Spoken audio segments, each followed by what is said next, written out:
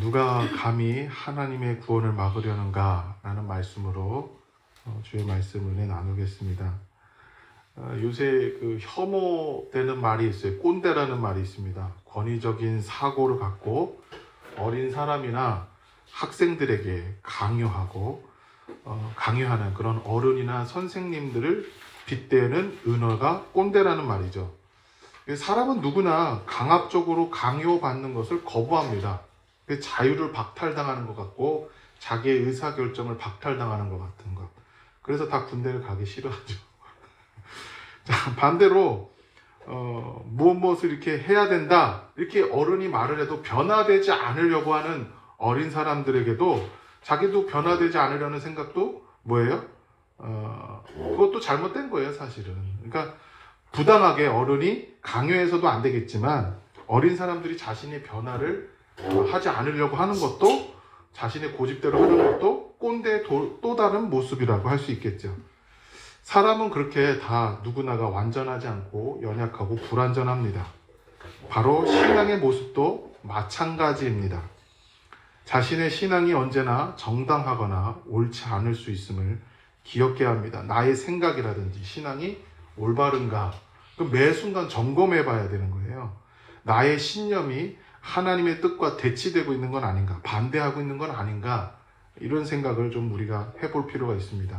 오늘 이 말씀 속에서 주님이 원하시는 신앙, 공동체, 하나님 나라를 좀 생각해 보고자 합니다. 예루살렘의 핍박과 박해 속에서 교회는 움츠려 가는 것이 아니라 오히려 복음이 이방 땅에 퍼져나갔던 것을 우리는 기억합니다. 그 결과 이방인들이 하나님의 말씀을 받아들이는 그런 계기가 됐어요. 그러니까 율법을 너무 중요하게 생각했던 유대인들, 그러니까 오늘 말씀 나오는 할례자들이라고 하는 사람들은 유대인 출신으로 그리스도인이 된 사람들을 말합니다. 그러니까 유대 그리스도인들, 그 할례자들이 베드로가 이 땅 저 땅 돌아다니다가 이제 예루살렘 교회에 다시 돌아왔을 때 베드로를 비난하기 시작합니다. 무할례자 집에 들어가서 함께 먹고 거하며 마셨다. 그걸 비난하고 있어요. 그랬더니 오늘 본문에 베드로가 긴 자기의 겪었던 간증을 하는 거죠. 자기가 겪었던 일들을 간증합니다. 그래서 그걸 반복해서 얘기하고 있는데, 이제 고넬료를 만나기 전에 하나님께서 자기에게 환상을 보여주셨는데 먹지 못할 만한 그 짐승들을 보여주셨고 그걸 먹으라고 하셨다. 그런데 내가 속되고 깨끗하지 못한 것을 먹을 수 없다라고 말씀을 드렸더니 하나님이 깨끗하게 하신 것을 속되다고 하지 말라라고 하나님이 말씀하셨다. 그래서 하나님의 그 말씀이 3번 반복됐는데 그때 마침 고넬료가 사람을 보내서 나에게 오기를 청했다. 고넬료가 누구예요? 백부장이잖아요. 이방인이잖아요. 그 베드로는 약간 마음이 어땠어요? 끌려갔다가 잘못될 수도 있겠다. 이 생각을 했겠죠. 그런데 성령께서 어떻게 하세요? 걱정하지 말고 가라. 그들을 따라가라. 이렇게 말씀하셨어요. 그러니까 성령님의 인도대로 갔더니 구원받을 만한 말씀을 전했고, 또 요한의 세례는 물로 세례를 줬지만 주님께서 뭐라고 하셨어요? 너희는 성령의 세례를 줄 것이다 라고 말씀하셨죠. 받을 것이다 말씀하셨죠. 그 말씀이 생각나서 세례를 베풀었다. 고넬료도 알고 보니까 베드로를 만나기 전에 베드로를 청해서 말씀을 들으라고 성령의 말씀을 들었다라는 것을 얘기한 겁니다. 그러니까 주님이 모든 것을 감독하셨고 베드로와 고넬료 이 여러 사람들이 배우들이 그 안에서 그 연출에 따라 일을 한 것처럼 보이는 거죠. 그러니까 이 말씀은 전적으로 베드로가 뭐 열심을 가졌다든지 무슨 진보적인 생각을 가져서 이방인에게 가야 된다는 이런 생각이 전혀 없었던 거예요. 그런 얘기가 아니었다는 거예요. 그러니까 여기 전적으로 뭐라는 거예요? 성령께서 합력하여 선을 이루셨고 하나님이 깨끗하다고 여기시는 사람들에게 누가 더럽다고 할 수 있겠느냐라는 것을 보여주시면서 하나님의 나라를 이뤄 가시는 것을 보여주고 있다는 것입니다. 그러니까 베드로는 뭐라고 말씀하세요?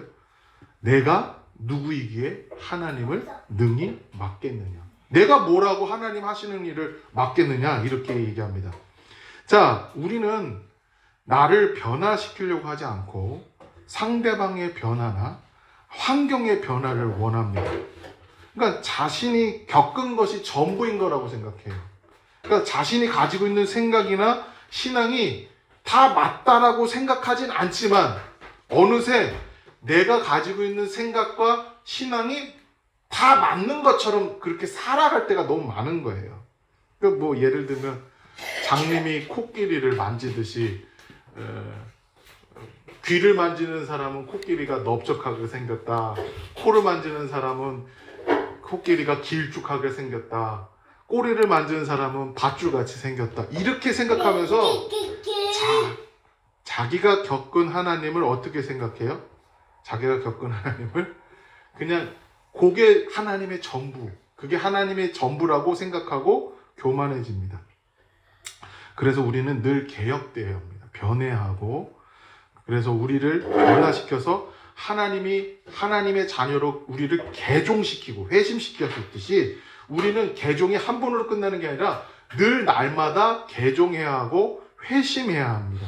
그러니까 단번에 개종된 게 아니라 일평생 개종하는 듯이 살아야 하는 것이죠. 그러니까 다시 말해서 하나님의 자녀가 되는 지위를 얻었어요. 그 신분을 얻었어요. 이거를 이례적인 신분을 얻는 것은 이례적이지만 우리가 그렇다고 해서 완성된 신앙을 갖느냐? 그렇진 않습니다. 신분과 지위는 완성된 신앙이 되는 것은 아니에요. 내가 신분을 얻었다고 해서, 내가 지위를 얻었다고 해서 의의 열매, 성령의 열매가 맺어져 가지고 온전한 성품을 갖는 것은 아닙니다. 부모가 아이를 낳으면 자식이 이제 생기죠. 그 아이는 자식이에요. 저렇게 지금 예배 중에도 떠들고 까불고 있는데 자식이에요. 자식이 됩니다. 이름도 지어주고 필요한 것도 해주고 그 자식이라는 지위와 신분이 생기지만 그렇다고 지금 저렇게 사리 분별 못하고 예배 시간에 떠들고 뭐 난리치고 뭐 대소변도 못 가리고 자기 먹을 것만 챙기고 그러니까 자라야 됩니다. 성숙해야 되는 거죠. 요새 매일 아이 둘이서 매일 싸워요. 장난감 가지고 싸워요. 형이 이렇게 장난감을 가지고 놀고 있으면 그 돌쟁이 기어다니는 애가 딱 보고서 형이 노는 걸 보고서 가서 뺐습니다. 가서 뺐으면 형이 난리가 나죠. 그러면 그걸 딱 들고 도망가요. 기어서 도망가면 한 놈은 잡으려고 하고 한 놈은 안 뺏기려고 이를 안 따르고 심지어 서로 물고 깨물고 뜯고 울고 난리 납니다. 이게 매일매일 반복돼요. 아이들은 성숙하지 않습니다. 그냥 보이는 것에 집착합니다. 형은 양보하지 않고 동생은 형의 것이라고 생각하지도 못합니다. 그냥 눈에 보이니까 손에 잡히는 대로 그냥 입에 물고 쥐려고 하는 것입니다. 양보하고 배려하는 것 따위는 없습니다. 자, 중요한 것은 자라야 한다는 것이죠. 신분은 자식이지만 그 인격과 성품은 계속 자라야 한다는 거예요. 신앙도 마찬가지인 거예요. 우리가 하나님의 자녀된 신분과 지위를 있다고 해서 믿음이 완전해졌거나 하나님을 믿는다고 해서 우리의 삶 가운데 믿음을 완전하게 적용시킬 수 있는 실력은 없다는 거예요. 그러니까 신앙은 경험이 있어야 됩니다. 경험과 그런 것들이 쌓여야 하는 것이죠. 자, 베드로도 마찬가지입니다. 간식 좀 주세요. 간식 좀. 베드로가 사도가 되었다고 해서 그가 완전한 사람이 된 것도 아니고 진취적인 기상과 생각으로 이방인들에 나아가서 복음을 전했다 이런 얘기를 하려고 하는 게 아니에요. 그도 이방인에게 선교하겠다 이런 생각, 전도하겠다 이런 생각을 별로 하지 않았던 거예요. 근데 중요한 건 뭐냐면 이 말씀을 우리가 흔히 그냥 사도행전 말씀들을 그냥 이렇게 볼 때 그냥 우리는 교회에서 흔히 그냥 선교해야 합니다. 뭐 전도해야 합니다. 이런 구호나 선교에 대한 당의 명분을 가지려고 이 말씀을 들어서 그냥 설교하고 말씀 보고 그냥 그렇게 여기는데 사실은 여기엔 더 깊은 얘기가 있습니다. 뭐요? 신자된 자리와 하나님의 나라에 대한 얘기입니다. 교회는 하나님 나라를 어떻게 이루어 나가느냐라는 것에 대해서 얘기하고 있는 것이지, 단순히 그냥 선교해야 됩니다, 뭐 전도해야 됩니다, 이런 구호를 외치려고 이 말씀을 주신 게 아니라는 거예요. 그러니까 우리는 너무 겉핥기식으로 이 말씀을 대하고 있어요, 사도행전을. 자, 이 말씀은 전적으로 신자가 하나님 뜻에 순종해야 된다는 밑바탕이 전제되어 있어요. 그리고 하나님의 백성이고 하나님의 구원에 있어서 내가 방해되고 막는 자가 되면 안 된다는 거예요. 언제나 따라야 된다는 것이죠. 그래서 뭐 해야 돼요? 내가 변해야 된다는 거예요. 내가 변해야 되고, 공동체가 늘 변해야 되고, 공동체가 하나님의 나라를 이루려고, 교회가 하나님의 나라를 이루려고 늘 언제나 하나님 앞에서 변화되어야 되며 순종해야 된다는 것을 말씀하고 있다는 것이에요. 자, 할례자들, 여기 유대 그리스도인들은 이방인들이 교회 안에 들어오는 게 좀 이상한 거예요. 예전에는 자기네들 유대인들끼리 신앙 공동체로 살아왔잖아요. 이방 땅이든 유대 땅이든 어디 있든지 간에 회당에 누구만 모였어요? 유대인들만 모였어요. 그러니까 간혹 이방인들이 이제 개종을 해가지고 유대교로 개종해서 오긴 했지만 그들은 무슨 취급받았어요? 그냥 개 취급받았단 말이에요. 그러니까 이 이방인들이 들어오는 게 이상한 거예요.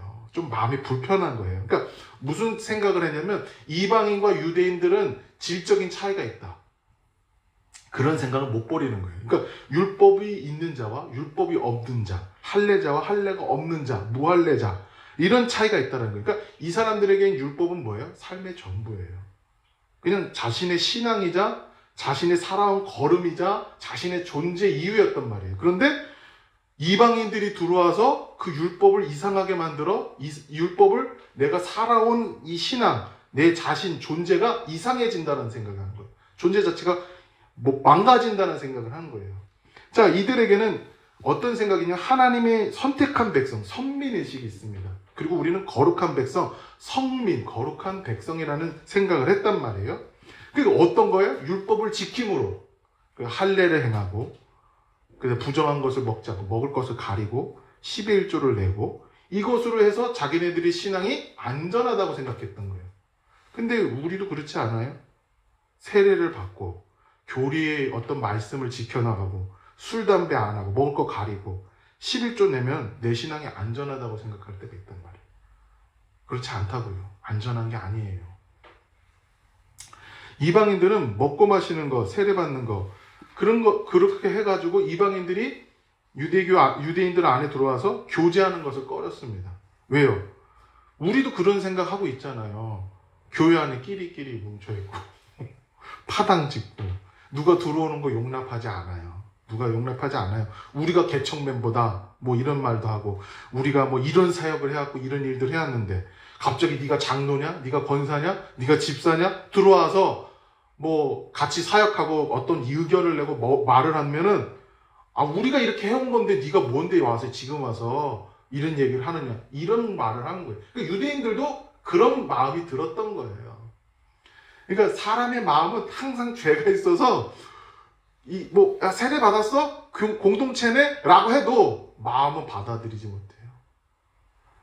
그 흑인 노예 해방했을 때 우리 잘 아시죠? 링컨이 노예 해방을 했는데 그게 1800년대 일이에요. 1800년대 일인데 1970년대까지 흑인들은 흑인 학교를 가야 됐고, 흑인들은 흑인 화장실을 가야 됐고, 흑인들은 버스도 앉아있는데도 흑인 자리만 앉아있어야 됐어요. 노예 해방이 법으로 명시되어 있는데 사람들의 인식은 100년이 지나도 차별했단 말이에요. 뭐예요? 교회도 똑같아요. 지금 미국에 가보시면 지금도 마찬가지예요. 백인은 백인 교회 가고, 흑인은 흑인 교회 가고, 멕시칸은 멕시코 교회 가고, 한인은 한인 교회 간단 말이에요. 그게 뭐예요? 그게 교회예요? 그게 교회냐 이거예요. 이방인들은 할례가 없고 율법이 없는 자들, 잘못된 삶을 살아왔다고 배관시합니다. 저 사람들은 나쁘게 살아왔어. 우리도 그래요. 교회 안에 이혼을 하거나 무슨 일에 실패를 하거나 자녀가 진로가 안 좋고 대학이 떨어졌거나 성적으로 뭐 스캔들이가 범죄를 저지른 공동체의 일원을 해서 받아들이지 않아요. 그러니까 이 사람들은 어떻게 돼요? 그냥 도망가는 거예요. 다른 교회를 가든가 교회를 안 가요. 그럼 도망가면 무슨 책임이 없어집니까? 아니죠. 잘못한 거는 어떻게 돼요? 교회 안에서 치리를 해야죠. 교회에서 잘못했으면 너 잘못했다. 그러면 너 수찬 정지. 예배만 해라. 치리하고 회개해라. 그 자숙하는 시간을 갖고 그 1년간 자숙하면은 다시 회복시켜주고 공동체가 받아들여주고 그를 위해서 자숙하는 기간 동안 용서하고 위해서 기도해주고 이런 게 없어요. 저 사람이 이랬대. 이런 손가락질만 하죠. 그러니까 누가 이 사람들을 누가 받아들여줘요? 교회 안에 이런 사람들은 없어요. 그냥 다 도망가고 나가는 거예요. 누가 감히 온전해서 하나님 앞에 설 수 있습니까? 누가 먼저 하나님을 사랑해서 하나님께 구원받은 사람이 어디 있어요? 그렇지 않음에도 불구하고 우리는 원수였고 죄인임에도 불구하고 그렇게 우리는 생각해요. 왜요? 이 할례자들처럼 똑같아요. 똑같이 생각하고 있어요. 똑같이 현대 지금 교회가 그런 모습으로 살고 있단 말이에요. 그런데 예수님은 내가 너를 만들었다. 내가 너를 사랑했다. 내가 사랑해서 너를 구원했다. 라고 만드시고 그런 마음으로 해야 되는데 누가 공동체에서 사람을 받아들인다 하면은 이 안 받아들인다, 받아들인다 이런 것을 사람이 결정하고 있단 말이에요. 그래서 우리는 이 말씀을 통해서 교회 공동체가 신자가 어떻게 서야 하는지를 좀 생각해 봐야 되는 거예요. 하나님 나라가 어떤 모습이어야 되는지 단순히 선교해야 된다 여기까지 가지 말고 교회가 무엇다, 신자가 어떻다, 어디 바탕에 서야 된다 해야지 그냥 무조건 사랑하지도 않는데 사람만 끌어오고 사랑할 자세가 안 됐는데 사람만 갖다 들여다 놓고 그러면 전도가 된 것 마냥 선교가 된 것 마냥 이게 얼마나 잘못된 거예요. 큰 교회 보면은 매주 사람들이 들어와요. 전도하지 않아도 매주 등록이 돼요. 그런데요, 매주 나가는 사람이 있어요. 왜 나가요? 매주 들어오는데 매주 왜 나갈까요? 우리 교회는 매주 나가는 사람이 없어요. 매주 안 들어오고 매주 안 나가요. 참. 네. 어쨌든 큰 교회 보면은 매주 등록교인이 있고 매주 나가는 사람이 있습니다. 아무도 모르게 나가요. 왜요? 공동체 안에 받아들여지지 않는 거예요. 자, 우리 말씀 하나 보겠습니다. 요한복음 13장입니다.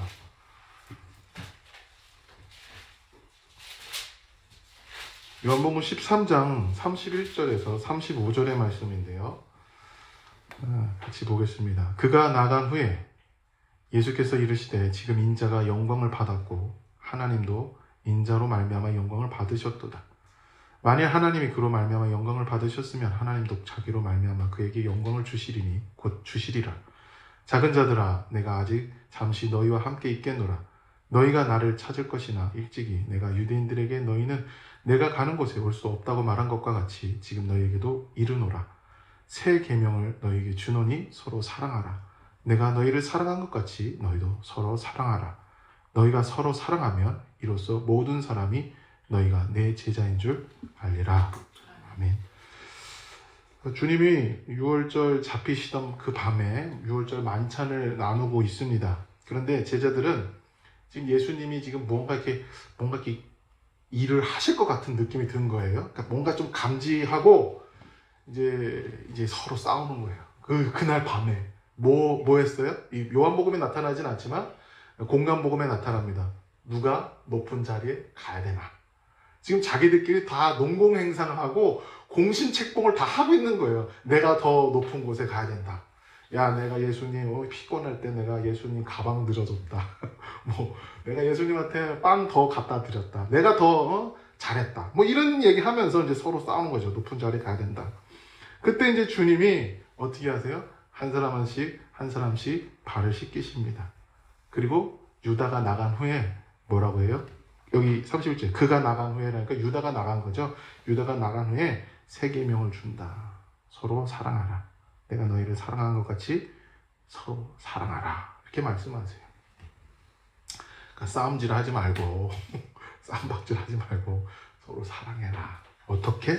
내가 모든 것을 다 쏟아서 사랑한 것처럼 너희도 예수님이 사랑한 것처럼 사랑해라. 이렇게 말씀하시요. 이게 바로 제자의 성품이고 하나님의 백성이고 교회의 모습이라고 말씀하시는 거예요. 그러니까 제가 아는 한 장애인분이 있어요. 이분이 이런 얘기를 해요. 자기가 이제 다쳐서 하반신 마비가 됐고, 하반신 마비뿐만 아니라 손도 못 써요. 이거는 척추 손상 때문에 손까지도 못 씁니다. 손가락을 움직일 수 없어요. 팔은 이렇게 움직여도 손은 못 써요. 아무것도 못 해요. 그러니까. 근데 그 사람들이 이제 그 형사 처벌을 받게 되니까 보상해 줄 테니 합의를 해달라 그래서 형사 처벌을 안 받게 해줬어요. 그랬더니 그날부터 전화도 안 받고 찾아가도 만나주지도 않고 모른 척하고 막 이런다는 거예요. 근데 그러니까 괘씸한 거죠. 괘씸하니까 복수하고 싶대요. 복수하고 싶고 보상도 받고 싶고 복수하고 싶다는 거예요. 그래서 이렇게 대답했어요. 복수하고 싶으면 하세요. 근데 이것만큼은 좀 아십시오. 그 사람들을 똑같이 다치게 해서 그 사람들도 휠체어를 타게 하고 아니면 그 사람들 아예 해친다고 생각하면 당신은 당신의 자리를 잃어버립니다. 당신은 악마가 되는 겁니다. 하나님 앞에도 당신의 부모, 당신의 아내, 당신의 자녀에게 당신은 당신으로 설 수 없습니다. 당신은 악마가 되는 겁니다. 당신을 망가뜨리고 당신의 가정을 망가뜨리는 일입니다. 라고 얘기했어요. 그러니까 그 사람이 이렇게 질문해요. 다시 바꿔서. 그러니까 어떤 생각을 했냐면 진짜 복수는 그 사람들이 지옥 가는 것이다. 그러니까 하나님을 믿지 않고 지옥 가는 게 진짜 복수 같다. 이런 생각을 하는 거예요. 하나님이 벌 주시기를 바란다. 이런 마음을 드니까 한편으로 이런 생각을 하는 거예요. 만약에 그 사람들이 하나님께 회개해서 돌아오면 죄 사함을 받으면 그럼 나는 뭐예요? 나는 억울할 것 같아요. 그래요. 맞죠. 억울할 수 있죠. 자신을 이렇게 다치게 해놓고 나몰라라고 하는 그런 괘씸한 사람들 참 저 같아도 억울할 것 같아요. 벌받아 마땅한 사람인데 구원받았다고 하면 나는 뭔가 이런 생각이 좀 들 수도 있을 것 같아요. 근데 오늘 말씀이 이렇게 얘기하세요. 전 이 얘기를 해줬어요. 예수님이 서로 사랑하라고 하셨습니다. 원수도 사랑하라고 하셨어요. 원수를 사랑하라고 하셨죠. 그 참 어렵죠. 어려워요. 이거 참 어려운 말이에요. 내가 받은 용서가 있는데 그래서 내가 신자가 되고 하나님의 자녀가 됐는데 이게 얼마나 어마어마한 사랑인지 그래서 내가 잘못한 사람하고 그 잘못한 그 죄와 내 죄를 비교했을 때 하나님 앞에 내가 원수되고 하나님 앞에 내가 그 원수되었던 사랑을 다 만회할 만한 하나님에 대한 사랑을 받았는데 그 사람이 나에게 잘못한 사랑과 비교했을 때 그 죄와 비교했을 때 비교조차 되지 않는다. 그래서 이 말을 했어요. 서로 사랑하라, 원수를 사랑하라는 말 뜻은 뭐냐면 그냥 말했으니까 사랑해라 이런 얘기가 아니라 내가 하나님께 얼마나 큰 사랑을 받았는지에 대해서 생각해 보라는 거예요. 내가 잘못한 게 있고 죄가 있는데 하나님께 너무나 큰 죄인이기 때문에 그 죄를 용서받은 자, 큰 빚을 탕감받은 자인데 나에게 작은 죄를 저지른 그 작은 빚을 탕감해 줄 수 없겠느냐라고 성경은 또한 말씀하고 있다. 그래서 서로 사랑하라, 원수를 사랑하라는 얘기는 그냥 단순히 서로 사랑해야 된다는 당위가 아니라 그 전에 내가 얼마만큼 하나님께 용서받았고 큰 사랑을 받았는지에 대해서 생각해 보라는 말씀이다. 그 말씀 한번 생각해 봐라. 그냥 사랑하라고 했으니까 사랑하라는 게 아니라 내가 얼마만큼 사랑을 받았는지, 내가 얼마만큼 하나님께 원수였는지, 철천지 원수였는지를 생각해보고 한번 생각해봐라 라고 해봤습니다. 쉽게 결단 내릴 수 없고 그 마음이 쉽게 변할 수는 없을 거라고 생각합니다만 우리는 우리에게도 이런 마음이 있잖아요. 누굴 때려주고 싶고 복수하고 싶고 혼내주고 싶은 마음이 다 있어요. 하다못해 운전을 하다가도 막 이렇게 하는 사람, 막 보복 운전하고 막 이상하게 운전하는 사람은 어때요? 막 속에서 막 불이 나죠. 예, 막 차 세워놓고 끄집어내고 싶고 막 이럴 때가 있단 말이에요. 그런 마음이 하루에도 운전하다 보면 몇 번씩 들 때가 있어요. 그런데 이 서로 사랑하라, 원수를 사랑하라 이런 말은 교회 공동체의 모습이고 하나님 나라의 모습이라는 거예요. 그러니까 주님께 순종하는 주님의 뜻을 막을 수 없는 주의 백성들의 모습인 거예요. 하나님이 그를 사랑하시겠다는데 내가 원수지겠다고 막을 수 없다라는 거예요. 그걸 막으려고 하는 자는 딱 누구예요? 딱 한 사람, 사탄이에요. 그런데 이 하나님의 사랑의 법, 그 성령의 자비와 온유와 충성과 전유와 절제, 이런 이 성령의 열매를 뭐라 그래요? 금지할 법이 없대요. 사탄이 막을 수가 없대요. 하나님께 순종해서 원수도 사랑하게 하게끔 만드는 그 놀라운 역사를 이루면 사탄도 막을 수 없답니다. 금지할 법이 없답니다. 이게 교회이고 교회 모습이자 선교 이전에, 전도 이전에 우리가 가져야 될 정체성이라고 말씀하시는 겁니다. 그러니까 우리는 이 사도행전 말씀을 받아들일 때 단순히 그냥 주먹 쥐고 선동하고 구호 외치고 이런 수준의 것으로 너무 멀리 간 거예요. 이 말씀을 볼 때. 하나님 나라가 뭐냐? 전도할 때 원수가 교회에 왔어요. 저 죄 많은 사람이 교회에 왔어요. 손가락질 당해도 만한 그런 사람이 교회에 왔단 말이에요. 그러면 그를 사랑하고 받아줄 용의가 있느냐? 없으면 우린 전도 못하는 거예요. 말만 전도하면 뭐합니까? 말만 예수 믿으라면 뭐합니까? 내가 사랑할 준비가 안 돼 있는데. 지금 교회는 어떤 자리에 서야 되느냐? 사람 불러다가 교회 자리에다 앉히는 게 중요한 게 아니라 내가 그를 사랑할 수 있느냐? 그걸 얘기하고 있는 거예요. 지금 사도행전 그 얘기하고 있는 거예요. 교회 공동체는 서로 사랑해야 된다는 얘기를 하고 있어요. 근데 무할례자들은 어떻게 했어요? 쟤네들은 벌레 같은 애들이야. 어디 나랑 같이 밥을 먹고 겸상을 하려고 그래. 말도 안 된다. 이런 얘기를 했던 거예요. 자, 베드로도요.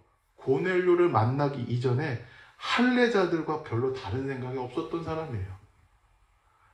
베드로도 태어날 때부터 율법 배웠고 일평생 율법 따라서 살아왔고 예수님 만나서 구원받았고 사도 되었는데 그렇다고 해서 그 사람이 사도라는 사람이 완전한 그리스도의 지식을 알았느냐? 완전하게 주의 말씀을 다 이해했느냐? 구원받았다고 해서 그런 거냐? 아니라는 거예요. 그도 성령의 이끌림에 배워야 했고 알아야 했고 성숙해야 했고 그 인도하심에 순종함으로 알아갔던 거예요. 이방인과 함께 먹고 마시고 진정 공동체가 무엇인지 사랑으로 서야 되는 것이 무엇인지 알게 됐다는 것이에요. 우리가 참 그리스도인이 된다는 것, 완고한 종교인이 되지 않는다는 것은 주님이 원하시는 하나님의 백성의 나라, 백성된 하나님의 나라, 교회 공동체를 계속 하나님 사랑 안에서 봐야 한다는 거예요. 거기에 자리에 서야 한다는 것입니다. 우리가 주님께 원수되었지만 주님께 용납되고 연락되어졌어요. 그렇기 때문에 우리는 서로 용납하고 용서하고 연락할 수 있는 겁니다. 상처받은 자, 회복이 필요한 자, 어려운 가운데 있는 자, 우리는 충분히 받아들여야 합니다. 심지어 극악한 죄를 지은 사람도 교회에 와서 하나님께 회개했다면 그를 공동체로 받아들여야 되고 그를 위해서 기도하며 그를 위해서 도와줄 줄 알아야 그게 교회입니다. 누가 감히 주님이 하시겠다는 것을 막을 수 있겠습니까? 그래서 우리는 서로 비명 지르고 사는 거예요. 너도 못났냐? 나도 못났다. 나 비명 질렀다. 너도 비명 지르냐? 너 울어봤냐? 너도 통곡하냐?